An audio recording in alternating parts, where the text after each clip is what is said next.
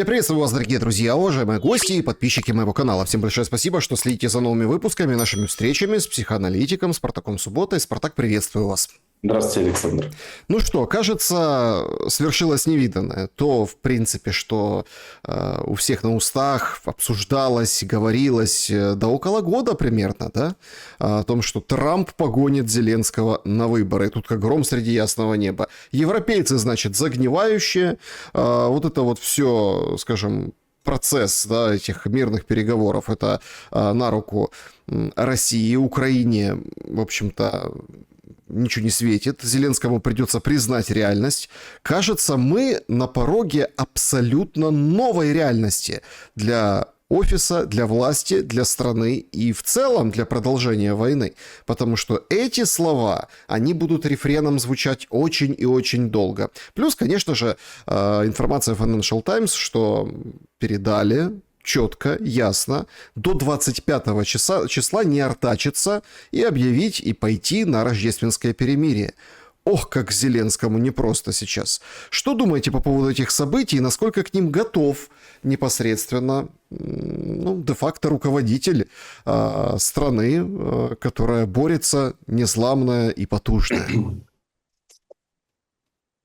Я, знаете, хочу как заочно вернуться к одному из таких довольно давних наших эфиров, думаю, где-то около, больше месяца назад, когда мы с вами обсуждали, что Трамп, он что, с ума сошел?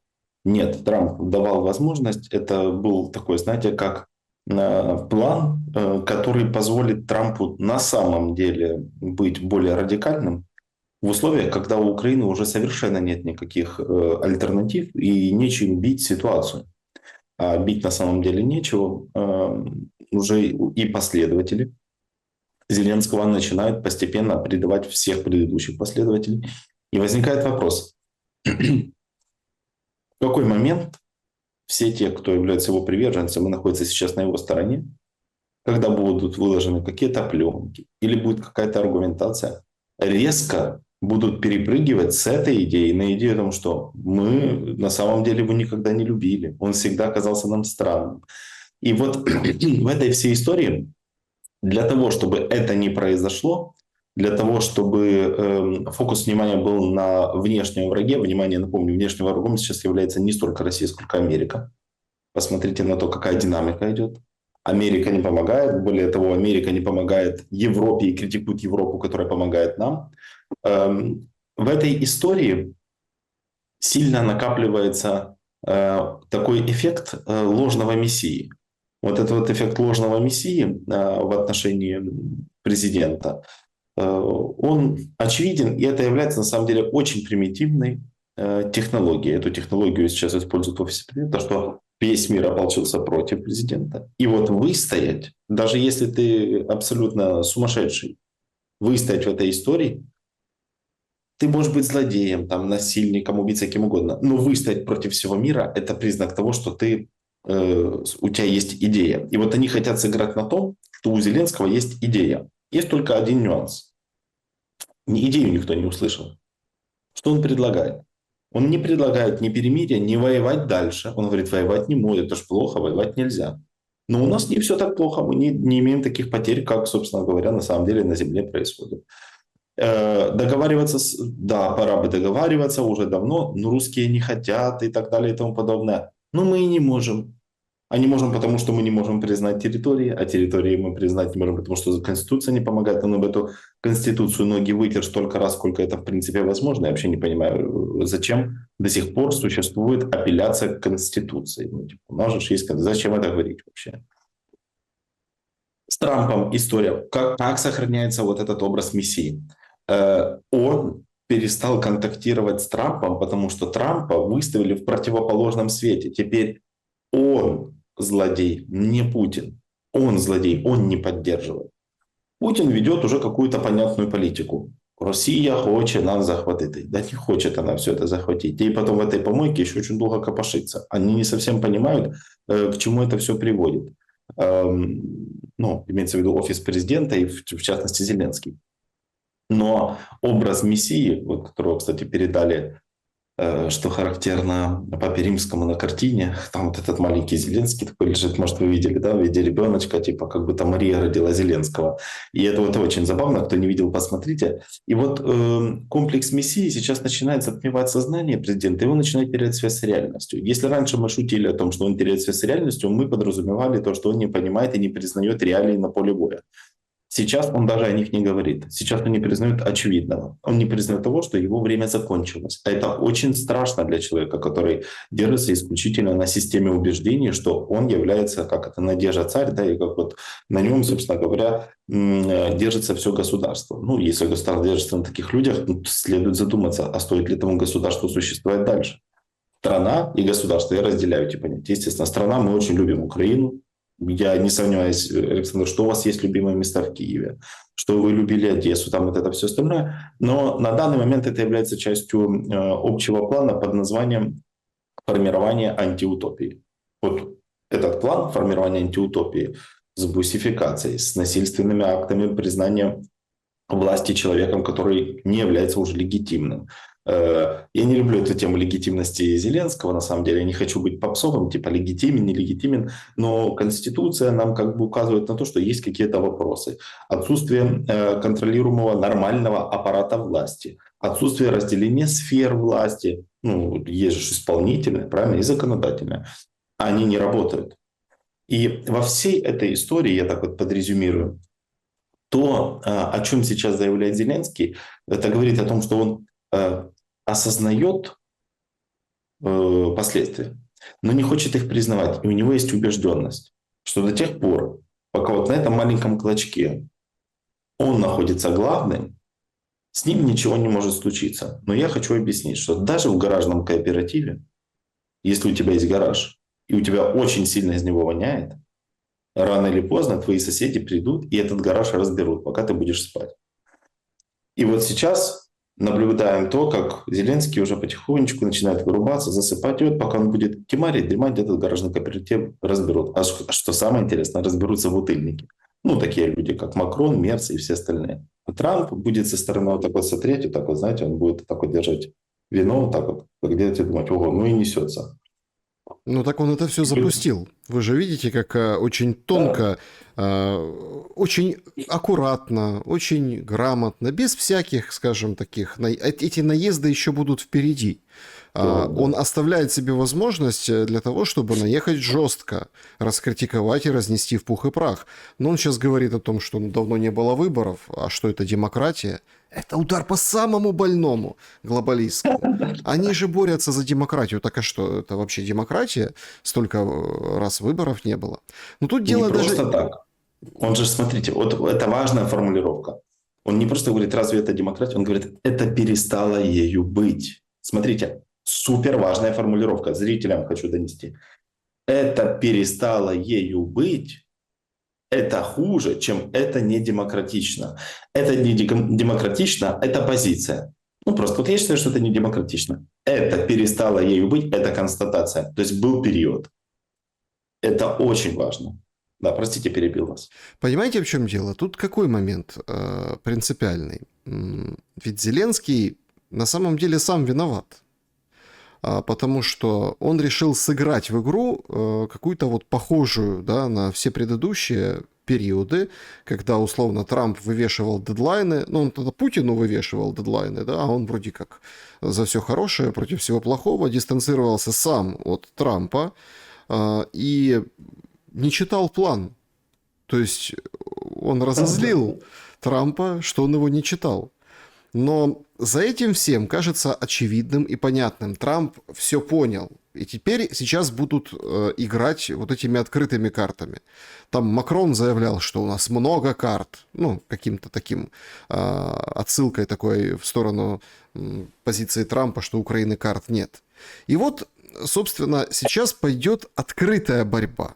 Вот абсолютно открытая. Потому что видео, которое нужно прям разобрать и оценить, это выступление, как это, бессменного или там легендарного человека «Ливерная колбаса», автора этого выражения Андрея Мельника. Он постпред Украины при ООН, и вот он четко заявляет о позиции. В общем, Зеленский пытался скрыть эту позицию. Сейчас уже это бессмысленно. Наша територія і наш суверенітет не продається. Ми не на різдвяному ярмарку. Ми не на сумнозвісному черкізовському базарі. Росія Значит, мы не на рождественской ярмарке, мы не на Черкизоне, черкизский рынок, да. Значит, Россия нас хочет поработить, в общем, ничего не получится. хоче, щоб Україна капітулювала, як ми щойно почули. Росія хоче, щоб ми склали зброю. І моя відповідь їй така.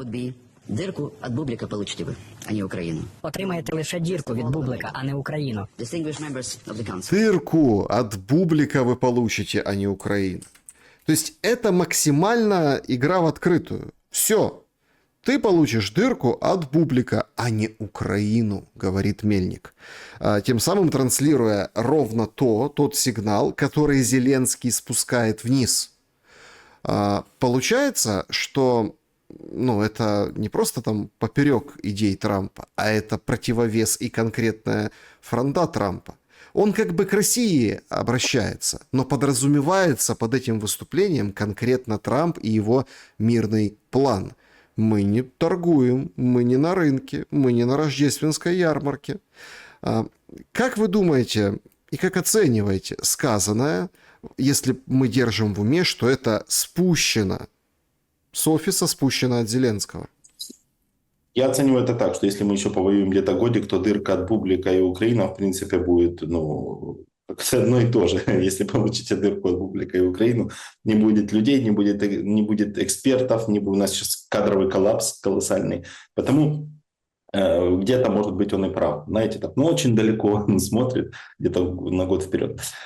Хочу сказать, давайте я вам скажу, как специалист в области когнитивных наук, подобная речь, такая риторика, она недопустима в области дипломатии. Я не люблю, когда давят на эмоции. Я люблю, когда специалисты используют факты. Тут не было не сказано в его речи, она длиннее, я слушал ее. Нет ни одного факта, есть только апелляция к эмоциям. Первое. Второе. Недопустимо в вопросах дипломатии метафоризация любого изречения, любой позиции. Что означает метафоризация в дипломатическом плане? Неспособность транслировать свою мысль прямо. А он не может сказать, смотрите, дырку от бублика получить не Украину равно мы будем воевать, несмотря на поражение. Он не может сказать этого, он вынужден метафоризировать. Поэтому я хочу обратить внимание всех людей, что когда вы слышите какие-то метафоры, какие-то иносказательные фразы, что-то, что пытается, например, это не черкиза, это все, во-первых, апелляция к эмоциям, это апелляция к быдлу, к населению, которое не способно мыслить критически. Второе, это апелляция к философии, типа апелляция к всезнанию. Мы все знаем, что люди такие, такие, такие, и мы должны прийти к выводу, что, собственно говоря, дырку вы получите от бублика, а не Украину.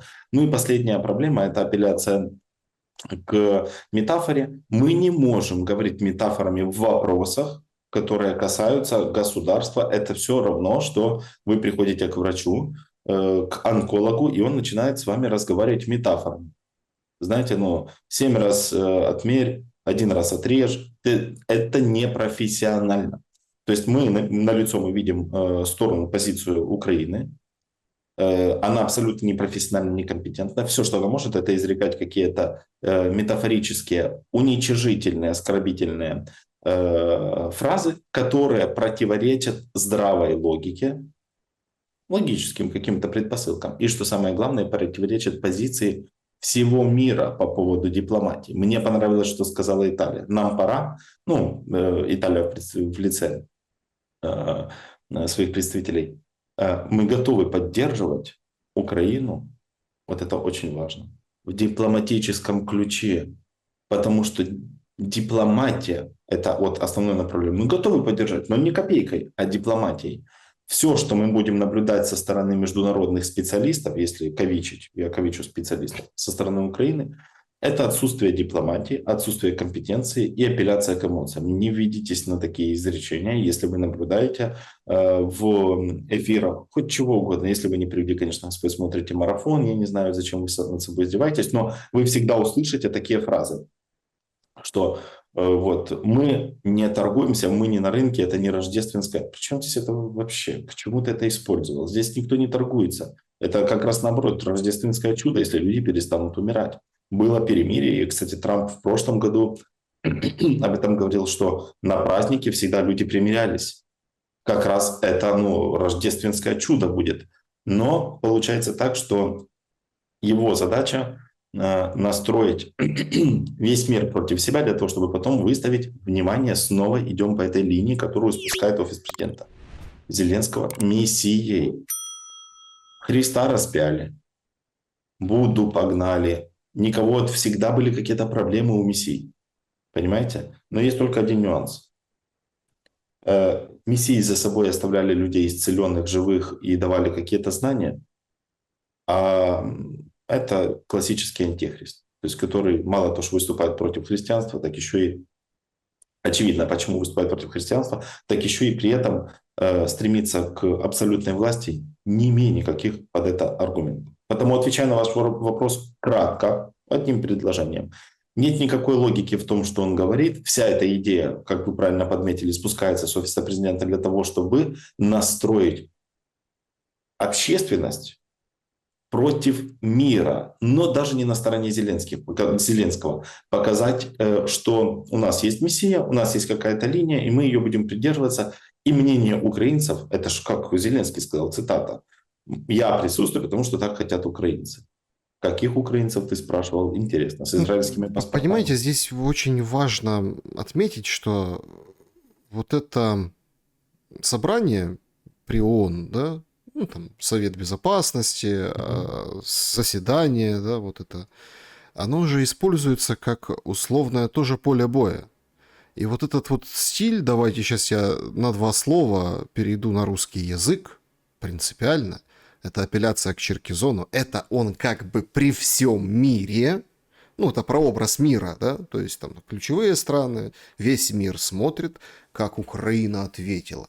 Поэтому тут наверняка будут говорить потужно, как сказал, историческая вещь.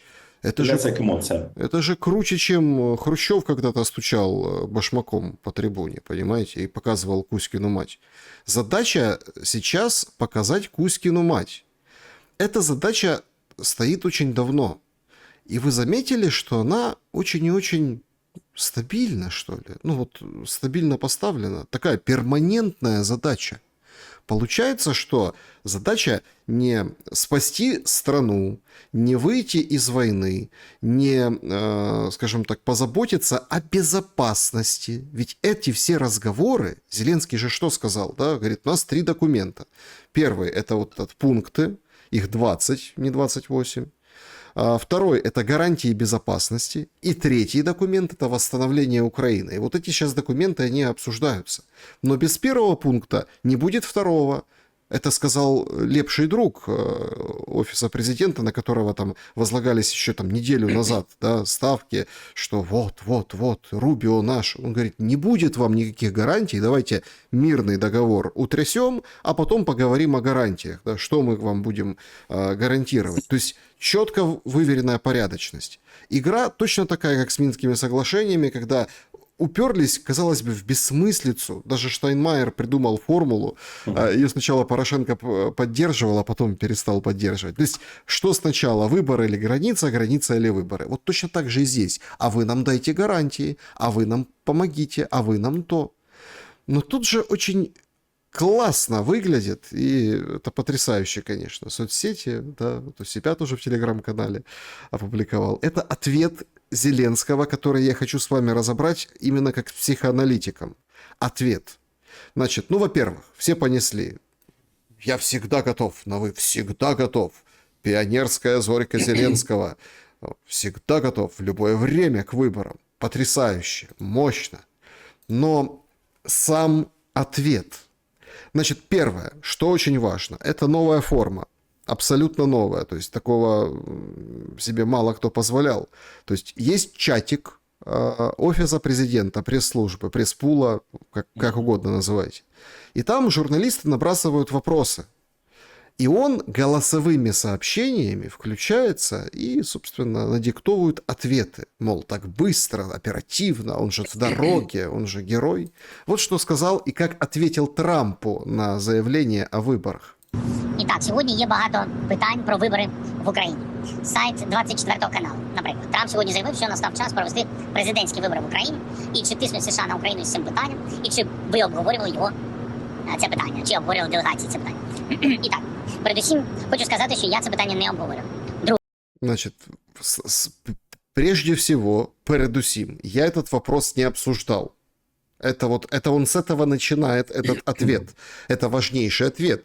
Смотрите, есть международный посыл. Это круче даже, чем на заседании ООН. Там Мельник прилюдно пытается по-русски издеваться там, и как бы метафорами говорить. Он отвечает Трампу, говорит, я это не обсуждал. То есть Трамп дурак, он это выдумал, это ему взбалмошный такой. Он же там, помните, ну тоже вот на днях, вчера, сегодня по часовым поясам, он говорит, Кэролин Левит, у нее рот как пулемет, что такое, вот она вот это, почему она такая мощная, уверенная, потому что мы делаем правильную политику. То есть взбалмошний дед. Питання виборів України, мені здається, передусім залежить від нашого народу. І це питання народу України, а не народу інших держав.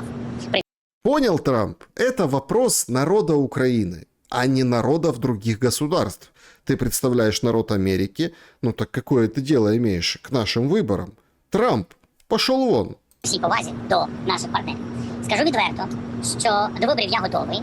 Якщо стоїть питання, що я чув такі натяки, що ми чіпляємось за владу, або я особисто за крісло президента, і тому я чіпляюсь за це, і тому не закінчується війна, це, якщо чесно, це абсолютно неадекватна історія. Для того, щоб провести вибори, є два питання.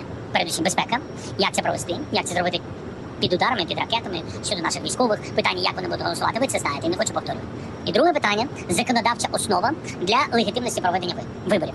І так як це питання сьогодні піднімає президент Сполучених Штатів Америки, наші партнери, я відповім дуже коротко. Дивіться, я готовий до виборів. Мало того, я прошу зараз, заявляю це відкрито, Сполучені Штати Америки допомогти мені.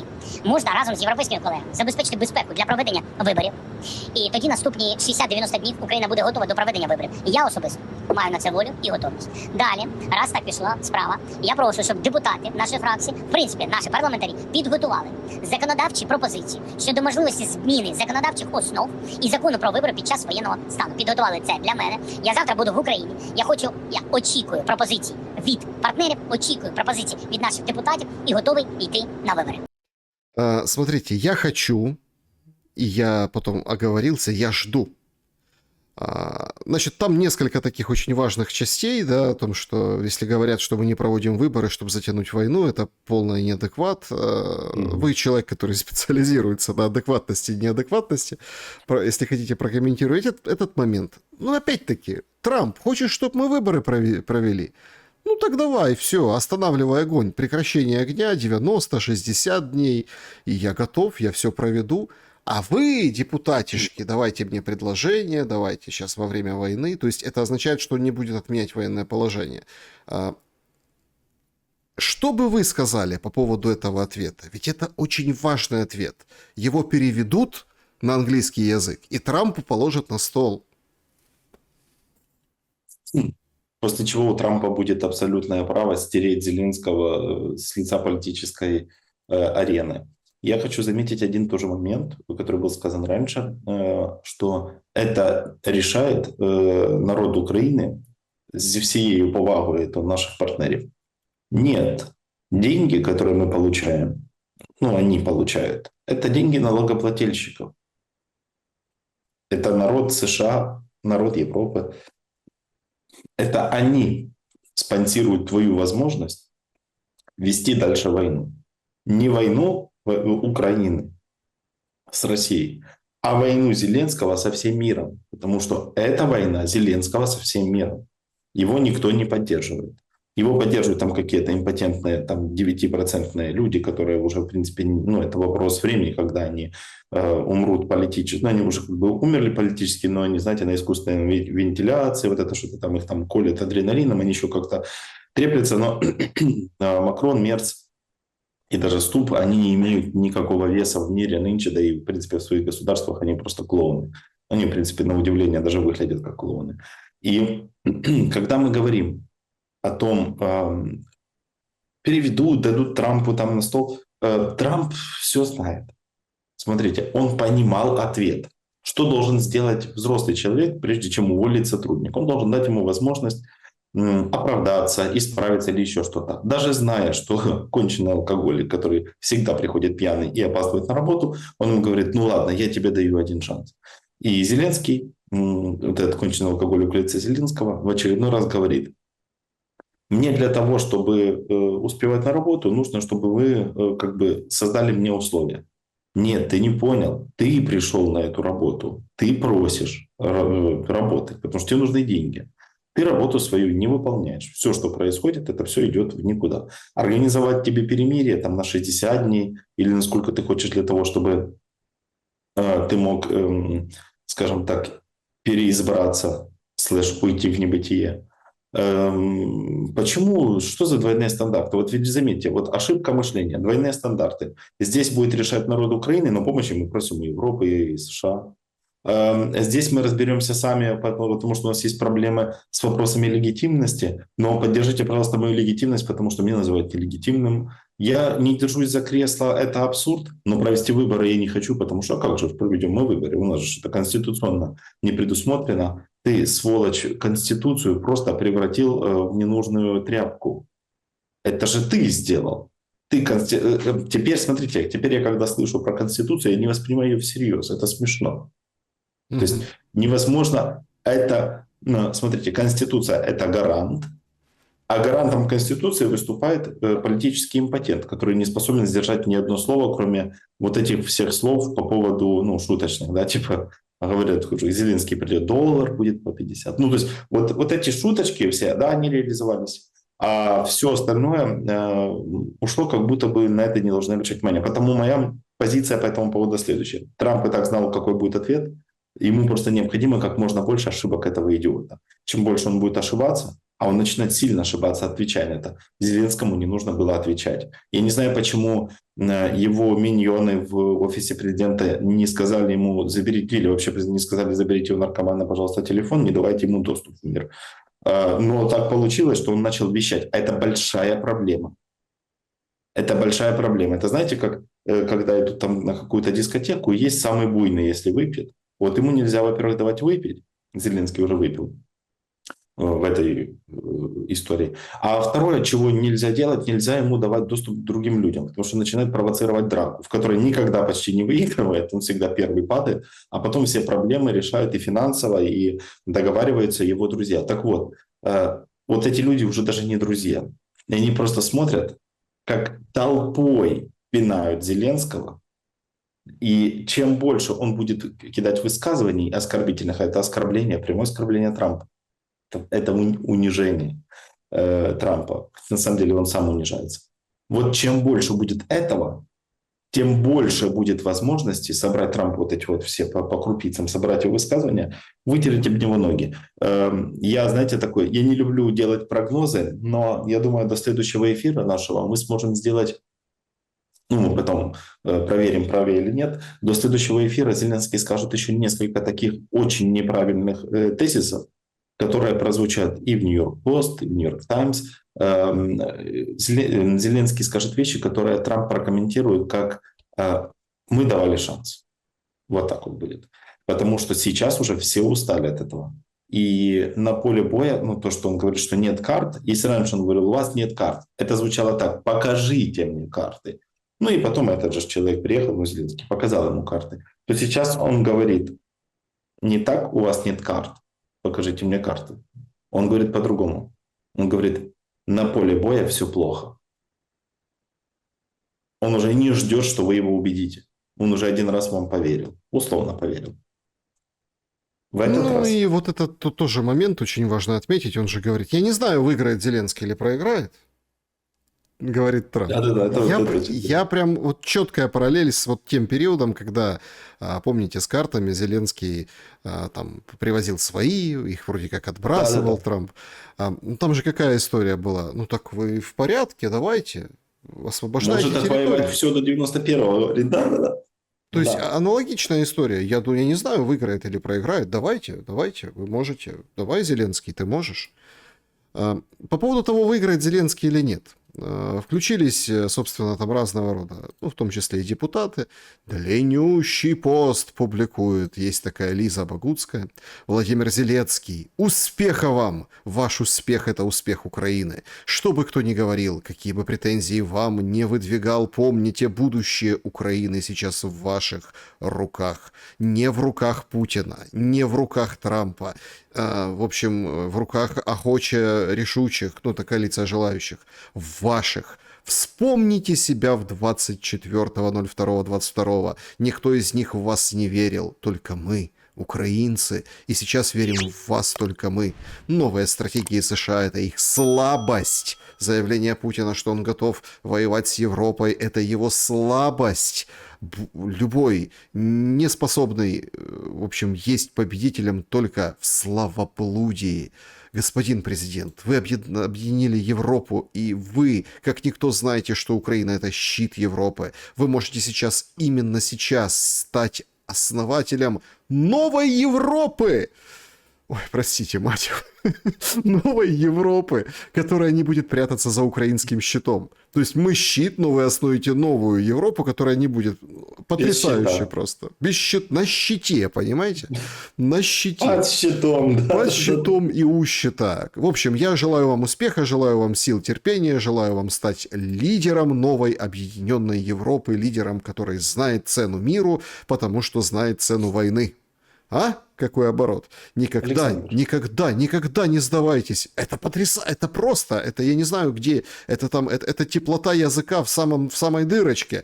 Идите вперед, не смотрите, не слушайте. Украина была и будет частью Европы, центром Европы. Идите вперед, зло падет. Потужно. Спартак. Знаете, вот я, когда был советником министра здравоохранения, мы задавались вопросом, вот эта реформа о психическом здоровье, хорошая, нехорошая, вот мы думали, и вот когда упразднили обязательное лечение в психоневрологическом диспансере на основании того, что человек является опасным для общества, сейчас нужно через суды решать. Вы же понимаете, даже суды не работают. Ты так вот читаешь вот этот пост, ты понимаешь, блин, все-таки закон плохо работает о психическом здоровье, зачем эти психдиспансеры так упразднили? Прекрасный же вот, тем более на государственном обеспечении. Попила бы таблетки, полежала бы, отдохнула. Для того, чтобы понять, что из себя представляет правитель, посмотрите на его последователей. Ну вот начнем с тезиса. Вот я просто беру в руки телефон. Начнем с тезиса. Украина есть, была, есть и будет.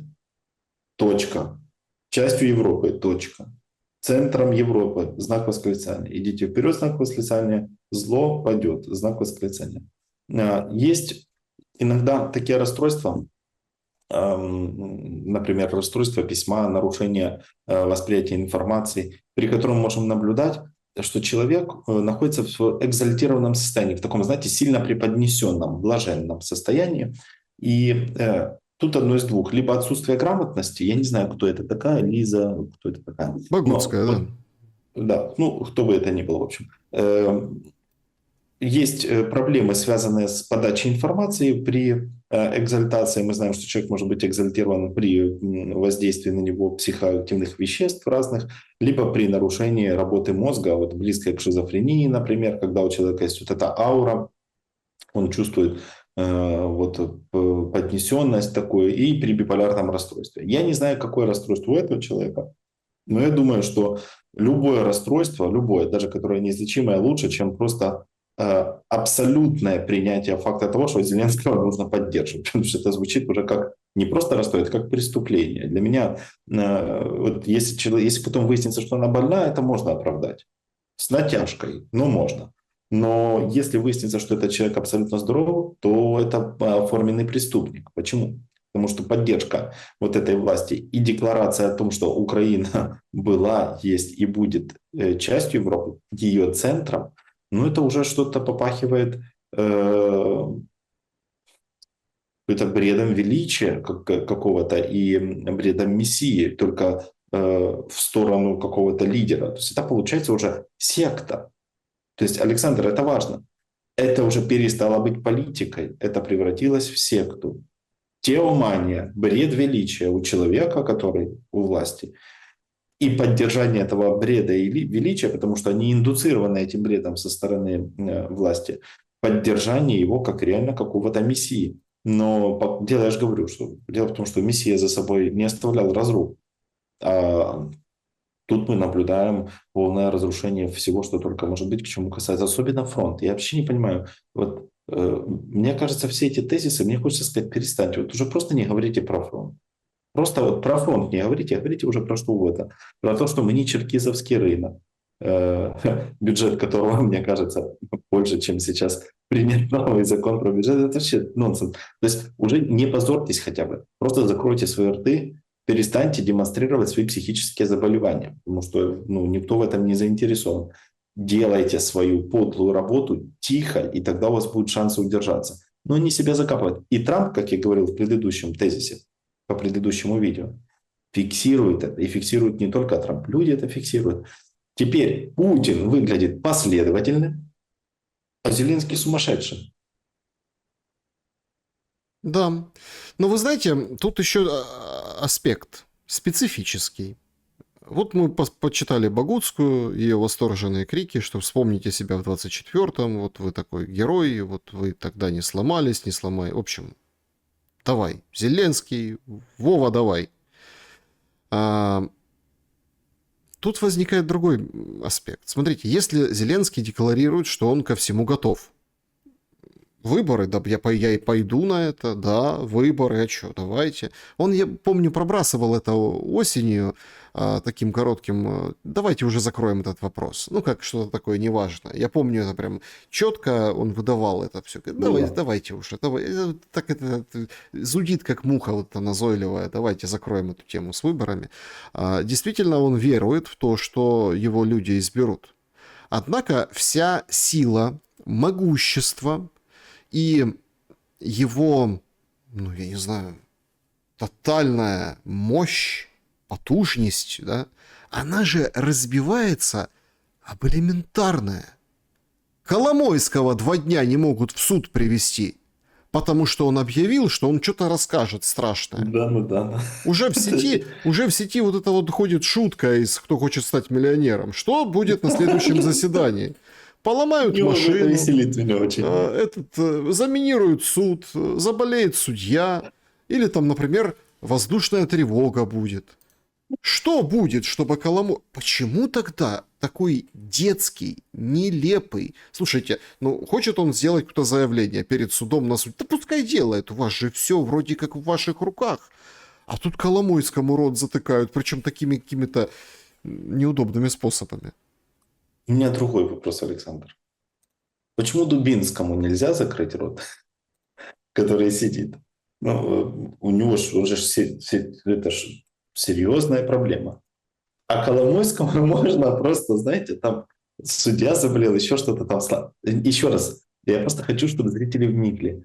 Суд не мог случиться, потому что, во-первых, сломалась машина, на которой его должны вывезти. Это же нонсенс, это просто безумие. Вы можете себе представить, что вы опоздали на экзамен, потому что сломалась машина и перенесли. Я не знаю, это звучит странно.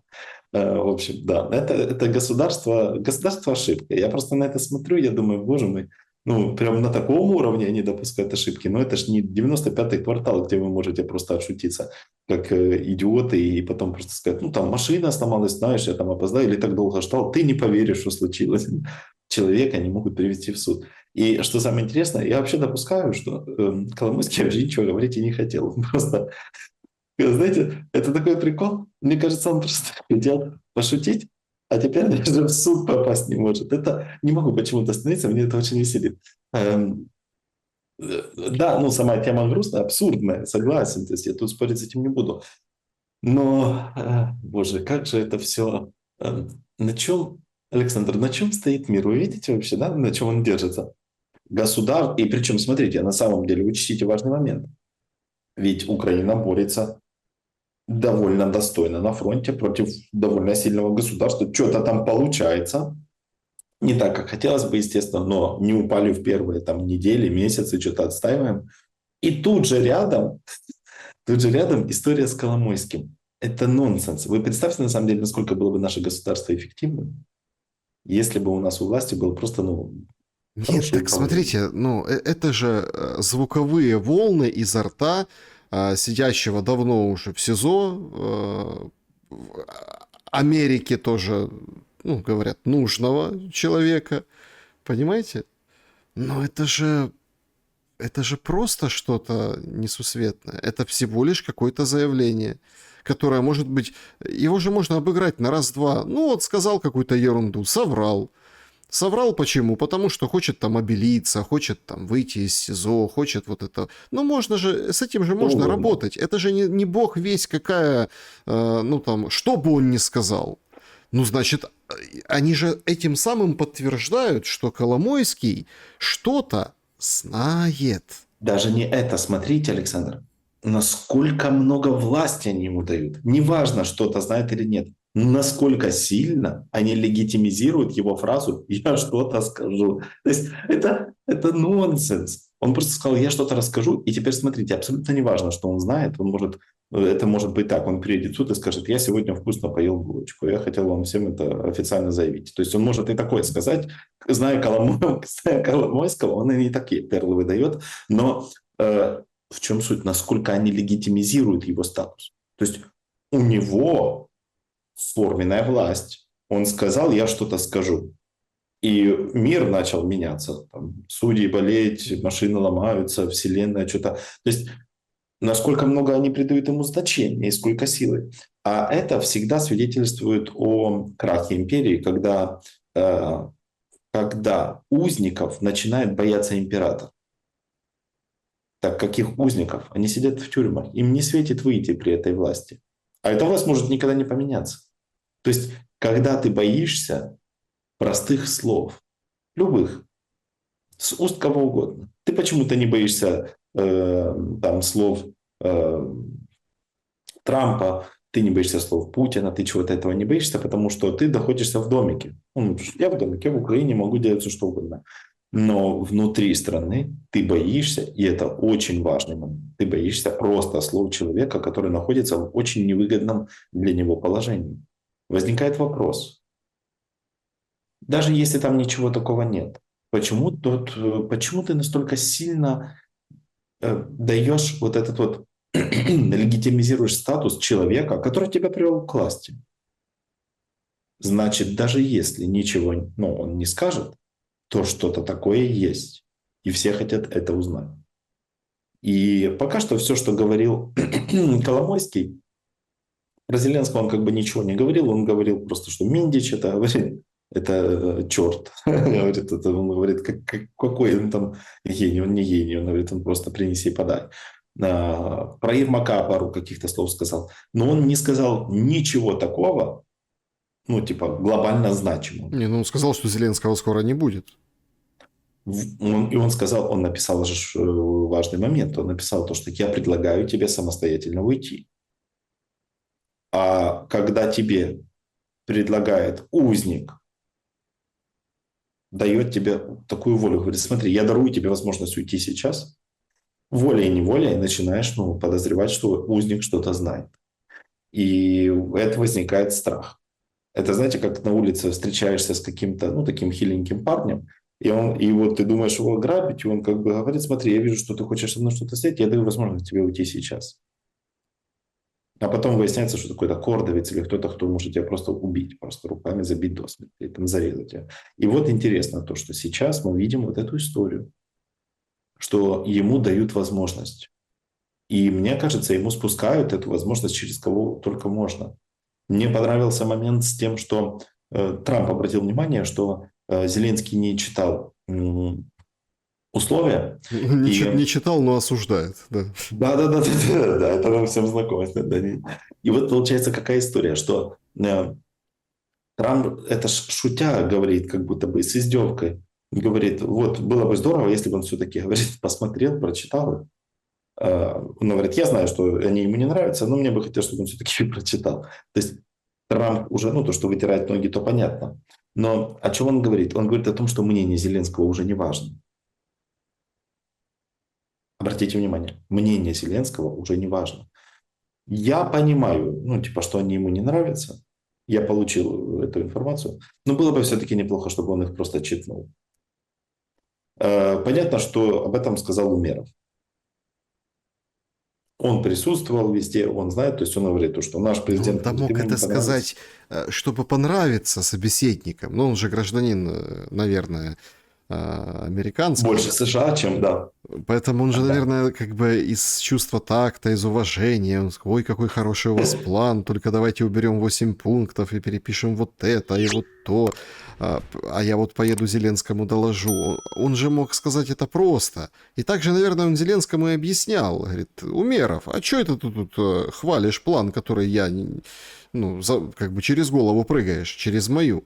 А Умеров говорит, да это я просто, чтоб вежливым показаться. Ну, такой же, наверное, все-таки у него такая же отговорка.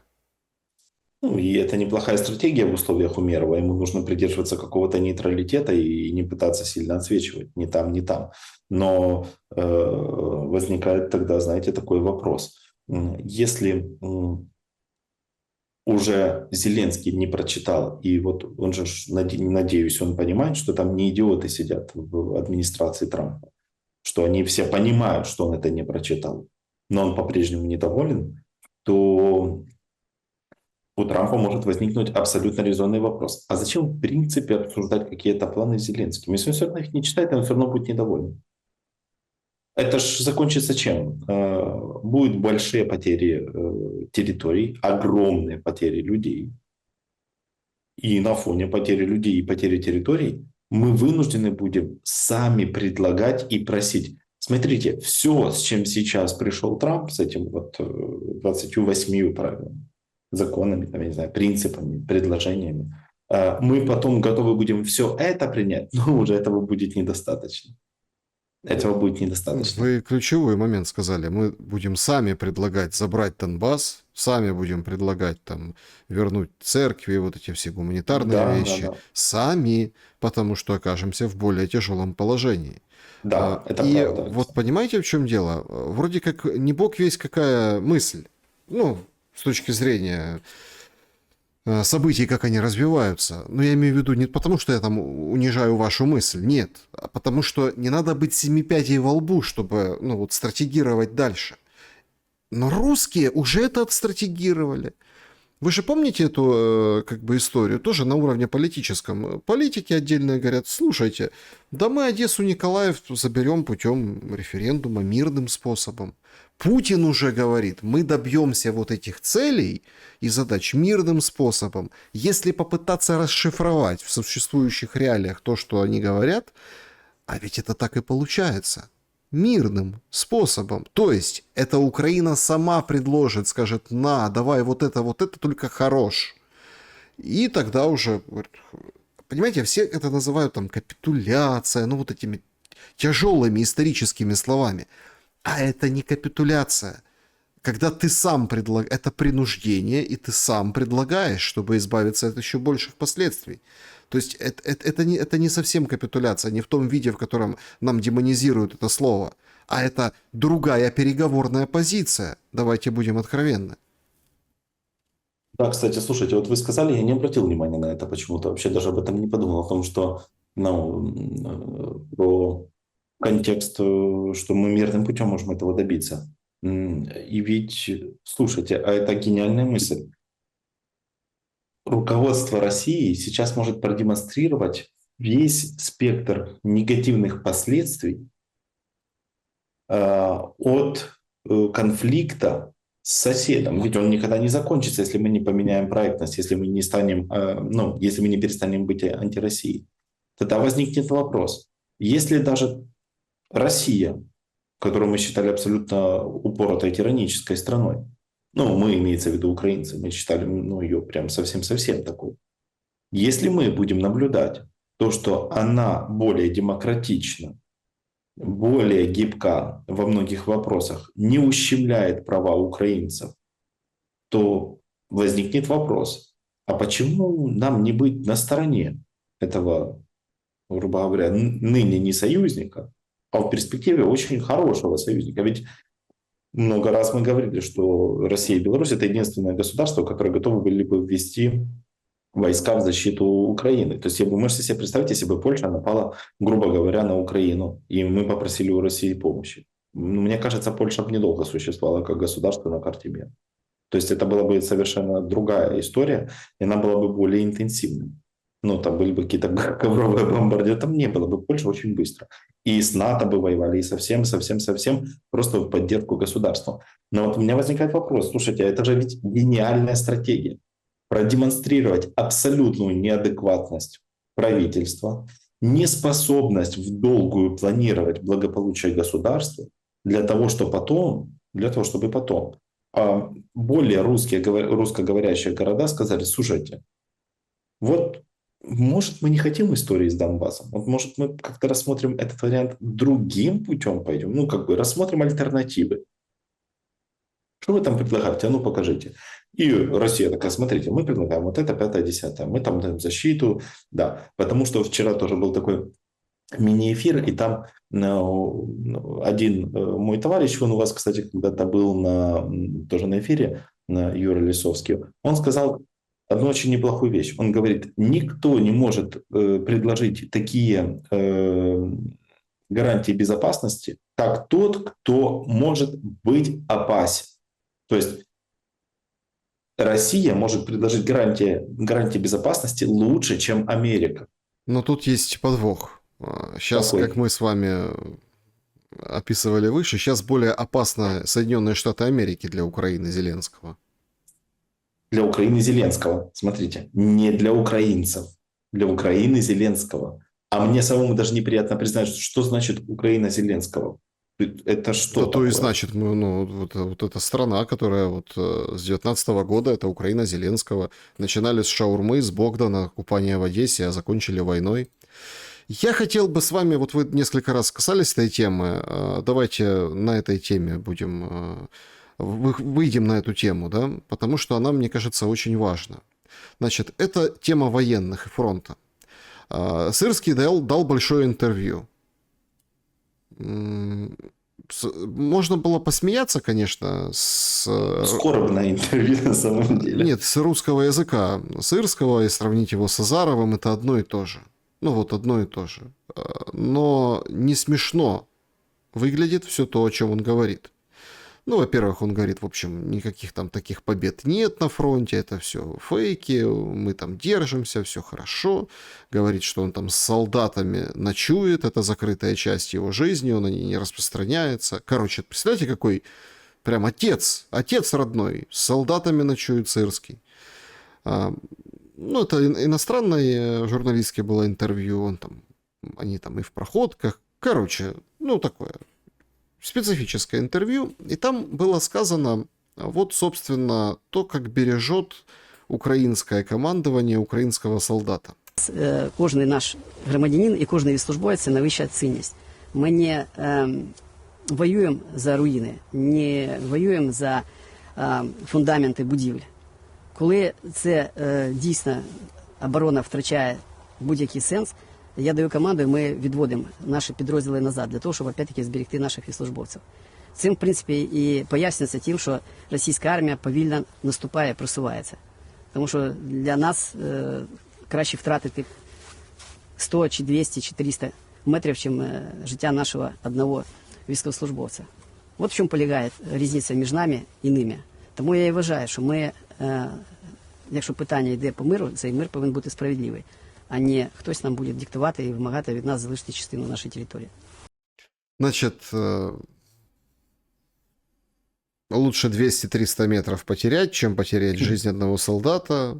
Мы не они, поэтому мир должен быть справедливый, чем просто отдать территорию. Говорили вот буквально несколько дней назад, и в принципе это выглядело, что Сырский в период переговоров может говорить то, что не может говорить официально политическое руководство, ну типа военный, что с него взять? Смотрите, гибнут солдаты, а он их бережет.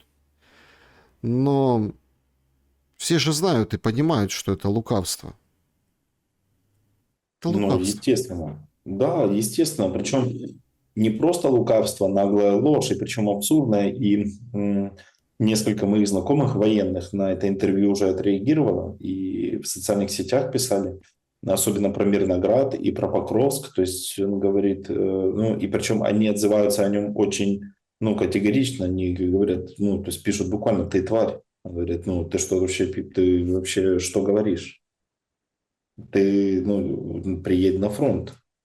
То есть люди умирают, и, ну, давайте так, 19 человек стояла задача поставить флаг в одном селе, 19 человек, из них умерло 19. Они поставили флаг сфоткали, в новостях, кстати, показали. 19 человек умерло. Я не буду говорить о том, что вот то помещение, на котором был флаг, на следующий день оно перестало существовать, его просто снесли. Там не было ничего, там уже ни флага, ничего не было. 19 жизней. Так это даже не то, что метры, это там какой-то сантиметр, просто поставили флаг.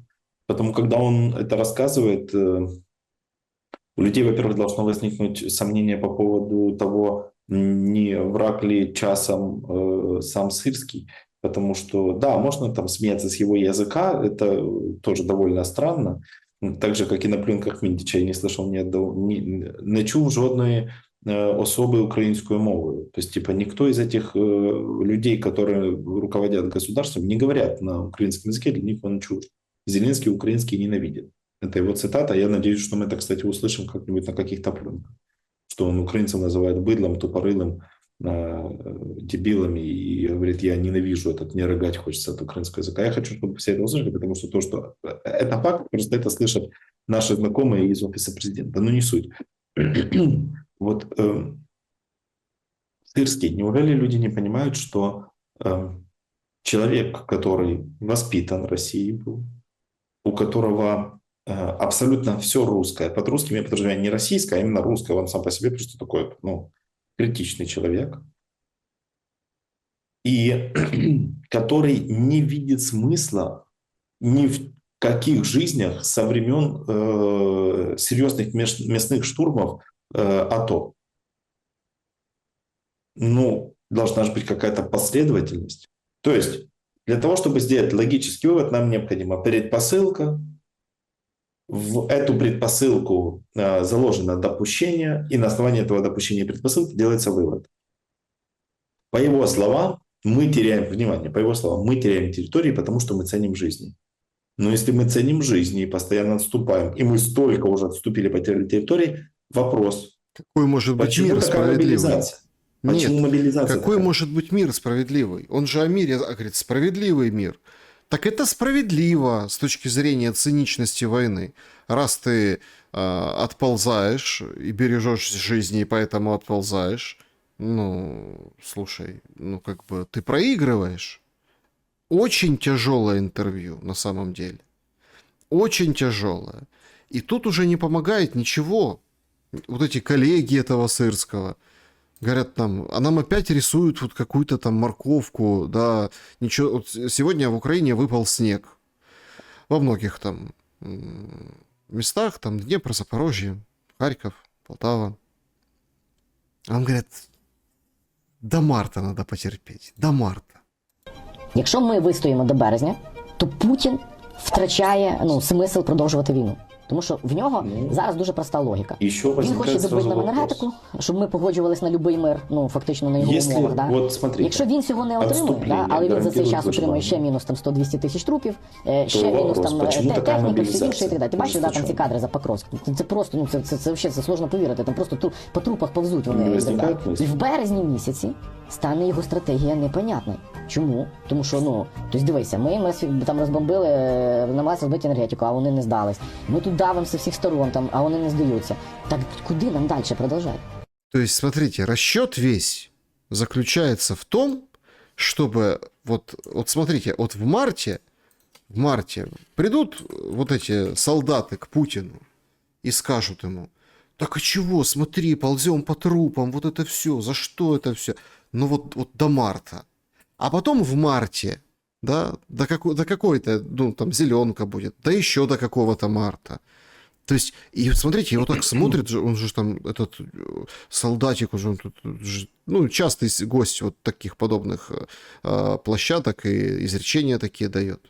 Ну, это же определенное вот это вот, да, скажем, отсроченная, ну как это, такой кредит, да, который берут у украинцев вот эти все опотужненные военные, которые под Сырским. То есть, если у нас военный главный говорит, мы вот бережем жизни, хотим справедливого мира, а тут говорит, потерпи, тут в марте. Сейчас его военные будут спрашивать у Путина, что будет дальше. То есть, логику эту солдатскую и солдатскую правду, которая должна быть, по идее, понятна украинцам, любому, потому что тут есть черное и белое. Ну вот, военная же логика. Ты враг или там друг, союзник или противник. Она тут тоже дает сбои. Да, в этом всем тезисе есть один нюанс. Если это называется поляризованное мышление, то, что вы сказали, да, что оно черно-белое, и так должно быть у военных, типа это вроде как и понятно, но есть важный момент, который я тоже хочу заметить, и я думаю, зрители, возможно, не обратили на это внимание, а это ведь важно. И да, можно там как бы храбриться, говорить, вот у них все плохо, в марте они поймут, что вот это умирать не имеет смысла. Дело в том, что, во-первых, российские солдаты мотивированы финансово, наши нет. Российские солдаты мотивированы идеологически. Наши уже нет. Уже не за что бороться, потому что жены их уже побросали половину, сейчас они живут за границей, у кого-то половину, большая часть, кто-то потерял конечности, не может даже нормально функционировать, и государство не помогает. У нас слишком сильный аспект демотивации, и финансово у нас не индексируется ваш риск. У русских индексируется финансово, они друг друга поддерживают. Дальше. Россия просто тупо больше. Она больше, внимание, у нее довольно сильные, надежные союзники. И что самое главное, людей больше. Почему государство, у которого сейчас в 3 раза больше населения, должно к марту задуматься, а мы нет? В этом нет логики. И если у нас основной расчет это чтобы они, понимаете, ведь даже если 1 к 10, что нереалистично, но, допустим, 1 к 10, это ж пудрит людям мозг, мы-то слышим, вот русские будут умирать, умрет их там 100 тысяч, и они устанут. Но когда мы говорим, их умрет 100 тысяч, мы почему-то забываем, умрут наши 10 тысяч. Это если 1 к 10, на самом деле там не так, но даже если так. Я правильно понимаю? Вы сейчас мне пытаетесь донести, что нам нужно, чтобы 10 тысяч умерло, чтобы мы убили, чтобы они нас били до тех пор, пока они не устанут. Такая наша стратегия? Чтобы они утомились убивать и умирать? Нет, так война вестись в современном мире не должна. Потому, когда вот этот вот персонаж рассказывает о том, что там Путин устанет, во-первых, я наблюдаю, что у человека полное отсутствие понимания того, как работает политическая сфера и геополитика, непонимание экономической сферы, нулевое, причем вот это вот непонимание прямо именно тяжело он себе, видимо, представляет, что такое экономика в военное время. И что самое главное, он, видимо, не разбирается в менталитете. Человеческом, я не говорю даже общий человеческий менталитет, что такое менталитет, как люди реагируют на потери. Представляете себе ситуацию, что вам говорят, ваш соперник перестанет вас избивать, тогда, когда выбьет вам 2 передних зуба и сам очень сильно травмируется. Так я не хочу, чтобы он страдал, и я страдал. Я не хочу, чтобы просто, в принципе, со мной кто-то конфликтовал. Это то, что они говорят. Впитывайте урон, умирайте, терпите, переживайте насилие, потому что вот пока мы умираем, они же устают.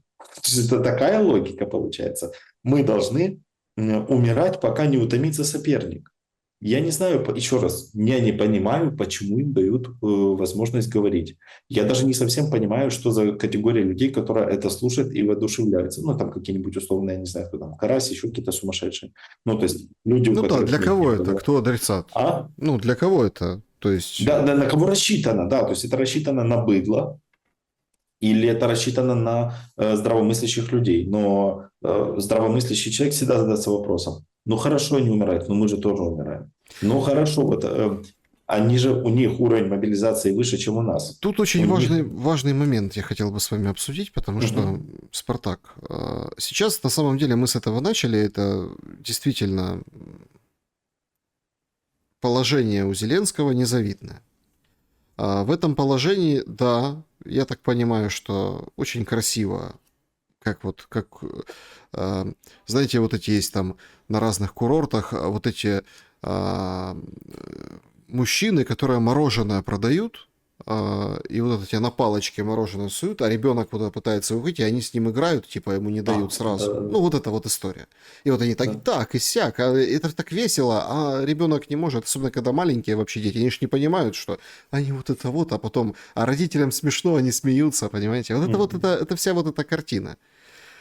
Но если бы это все было так безобидно в этой метафоре, Зеленский может принять очень тяжелое решение, прежде всего для народа. Давайте не будем сбрасывать со счетов, что от его каких-то решений будет зависеть и последующее, и будущее народа. В том числе усилить мобилизацию радикальным образом. И мы с вами обсуждали, и многие говорят, уже около года, да, идет даже больше, больше, 2 лет, идет вот эта тема женской мобилизации, женской. И вот в такие моменты кризисные, а сейчас откровенно кризисно-политический момент у Зеленского, готов ли он на эти шаги? Я вижу, как все больше и больше женщин, военнослужащих, причем разных, от таких уже, это о женщинах культурно, в общем, таких женщин, теток таких, да, до вообще каких-то молоденьких всяких, появляются и рассказывают свой путь. Вот это, собственно, ее там позывной Лилит. Она рассказывала о том, что шла по школе, а ее перепутали там, и пацаны смеются. Малышня. Школьники бегают по коридорам, говорят, ТЦКшница, пацаны, прячьтесь. То есть, да, то есть на детях это уже отбивает. И эта же Лилит, она высказала другую очень интересную мысль. О положении женщины в армії. Мізогінія – це армійська база, ненависть до жінок – це армійська база, недовіра до жінок – це армійська база. Я дуже люблю казати, що наскільки б ти не була розумною жінкою, наскільки б ти не була фахівцем, наскільки б не була вмотивованою, в очах командування ти будеш нижче, ніж найтупориліший мужик. Це база, це те, з чим стикається кожна жінка, це те, до чого варто готуватися, якщо ти йдеш у військо. То есть она безапелляционно говорит, значит, ты женщина, ты можешь быть умнее, лучше, но база в том, что даже самый тупорылый мужик будет тебя лучше, потому что это армия. Если Зеленский примет решение частично, может не наотмашь, но расширять женскую мобилизацию, как это отразится на обществе и коллективном, сознательном и бессознательном? Я об этом думал, это будет национальный паралич, и конфликтов будет внутри армии больше, чем будет конфликтов на гражданке, когда война закончится и придут люди с огромным количеством травм, ПТСР и проблемами, и претензий к тем мирным, кто просто работал в Глово, возил еду и, знаете, просто пытался выжить. Особенно даже тем подросткам, кто, смотрите, даже не мобилизировался, потому что возраст не позволял. К ним все равно будет вопрос, а что ты сам не мобилизировался, что не пошел? Но вот если пойдут женщины, то проблемы будут, не пойдут, имеется в виду, их склонят. Если будет насильственная мобилизация или просто обязательная мобилизация, что, в принципе, от насильственной отличается только формулировкой, это приведет к серьезному национальному параличу. Во-первых, большая часть женщин, которая будет находиться в армии, будет сталкиваться с критикой со стороны мужчин в армии, и будет понятно почему. То есть тут нет загадки. Это связано с тем, что женщина воевать в принципе не должна, но она не может быть эффективна на поле боя, так как мужчина. У нее совершенно другие задачи. И если женщины будут выполнять совершенно другие задачи, большую часть людей, которые выполняли вот эти вот клерковские задачи, будут отправлять на фронт. Это создаст напряжение среди военных, понабирали женщин, они теперь перебирают бумажки, теперь занимаются сидят в кабинетах командования. А мы должны все идти умирать. Я столько времени прослужил, чтобы получить статус, который позволит мне не умирать. Это будет внутри армии такой конфликт. Я его назову, грубо говоря, межстатусный конфликт. Второй тип конфликта, который будет в армии, это конфликт лояльности. Непонятно будет, кому нужно будет как относиться. Наказывать женщин так же, как и мужчин, но это будет поголовное, ну, там, нытье, плач и все остальное. Потому что женщины просто по своей природе не более чувствительны. Ну, нельзя, допустим, просто взять, наорать на женщину и не увидеть, что она прослезилась. Значит, ты должен менять свою риторику. Вы можете, Александр, представить, что в армии, вот я в Суворовском учился, если бы у нас там было, ну, на пацанов орали, унижали, оскорбляли по делу, он это впитал, вытер нос и пошел делать то, что ему сказали. Накричи так на девочку, ее психика, а психика мужчины и женщины отличается. Я вам скажу как психиатр, что это разные, ну, два разных типа. Она расплачется, и это делает ее тупо непродуктивной, неэффективной. Если, допустим, даже 5% женщин, которых будут мобилизировать, они будут делать что-то на зло, а они будут делать на зло, потому что в духе сопротивления это будет препятствовать работе всей системы. И теперь последний этап – это послевоенный контекст. Когда закончится война, какое количество женщин, которые, например, пережили травмы, не могут больше иметь детей, либо потеряли близких, потому что, допустим, ее муж, который не воевал, уехал за границу, они столкнутся и с таким, уедет за границу с детьми. Какое количество женщин будет готово к построению новых отношений, репродукции нации? Но это будет просто, я же говорю, это национальный паралич. Мы не сможем найти никаких концов, и будет ходить, если мужчины, допустим, будут ходить задавать вопрос, воевал, не воевал, тут хотя бы очевидная угроза. Но когда начнут это делать женщины, если мы докатимся до того, что будут мобилизировать женщин, хотя я считаю, что этого делать ни в коем случае нельзя. Ограничиться мужчинами и все. Но если это произойдет, это похоронит всю ту женскую культуру, которая у нас есть. А я считаю, что у нас отношение к женщинам, национальное отношение к женщинам достойное, неплохое. На фоне того, что происходит в Европе, женщина должна чувствовать себя женщиной, матерью, хранительницей очага, дочкой, сестрой чьей-то. Она не должна рисковать своей жизнью вот так вот и умирать для того, чтобы просто поддержать власть какого-то маленького закомплексованного человека у трона. Потому это будет тройной конфликт, и он будет завязан на том, что Украина просто как государство, в котором нету ни одной национальной совместной идеи, просто распадется. И даже больше нападать не надо будет. Распадется просто на национальном уровне. Спартак Суббота был моим собеседником сегодня. Спасибо большое за время и мысли. Спасибо, Александр. Друзья, спасибо, что посмотрели это видео. Пожалуйста, поставьте лайк и напишите, что думаете в комментариях. Берегите себя и друг друга. Добра и света.